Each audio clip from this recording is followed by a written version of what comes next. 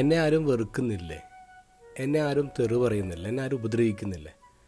അങ്ങനെയെങ്കിൽ ഞാൻ ദൈവത്തിൻ്റെ വഴിയിലല്ല എന്ന് ചിന്തിച്ചിരുന്നൊരു പാസ്റ്ററുണ്ട്, ഒരു മെത്തഡിസ്റ്റ് പ്രീച്ചർ, ജോൺ വെസ്ലി. ഒരു ദിവസം അദ്ദേഹം കുതിരപ്പുറത്ത് ഇങ്ങനെ വന്നുകൊണ്ടിരിക്കുക. ആ സമയത്താണ് അദ്ദേഹം ചിന്തിച്ചത്, കഴിഞ്ഞ 3 ദിവസമായിട്ട് ആരും എന്നെ വഴക്ക് പറഞ്ഞിട്ടില്ല, ആരും എന്നെ ഉപദ്രവിച്ചിട്ടില്ല. ഉടനെ അയാൾ കുതിര നിർത്തി. എന്നിട്ട് ഇങ്ങനെ ചിന്തിച്ചു, ഞാനിന്ന് ദൈവത്തിൻ്റെ വഴിയിലല്ലേ, വഴി തെറ്റിപ്പോയോ എനിക്ക്? അപ്പോൾ തന്നെ കുതിരപ്പുറത്ത് നിന്നിറങ്ങി അവിടെ മുട്ടുകുത്തി ജോൺ വെസ്ലി ഇങ്ങനെ പ്രാർത്ഥിച്ചു, ദൈവമേ, ഞാൻ കുമ്പസാരിക്കാതെ പോയ ഏതെങ്കിലും പാപങ്ങൾ കാരണമാണെങ്കിൽ ഒന്ന് കാണിച്ചു തരണേ.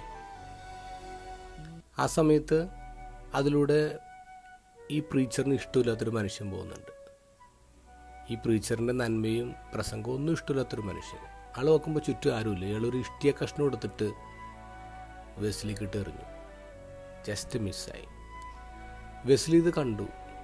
ഉടനെ അദ്ദേഹം ഇങ്ങനെ പ്രാർത്ഥിച്ചു, താങ്ക് ഗോഡ്, അപ്പോൾ ഇപ്പോഴും നീ എൻ്റെ കൂടെ തന്നെ ഉണ്ടല്ലേ.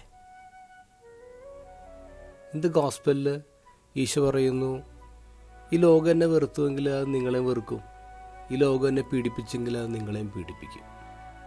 ക്രിസ്തുവിന് 100 വർഷം മുമ്പ് തന്നെ ഫിലോസഫർ പ്ലേറ്റോ എങ്ങനെ എഴുതി, ഈ ഭൂമിയിൽ സത്യമായിട്ടും നീതിമാനായൊരു മനുഷ്യൻ വന്നു കഴിഞ്ഞാൽ അയാൾ ആൾക്കാരെ ചാട്ടവാറിനടിക്കും, ജയിലിലടക്കും, തൂക്കിക്കൊല്ലും. നമ്മളെ ആരും വെറുക്കുന്നില്ലേ? നമ്മളോട് ആരും ദേഷ്യപ്പെടുന്നില്ലേ? നമ്മൾ ആരും ഉപദ്രവിക്കുന്നില്ലേ?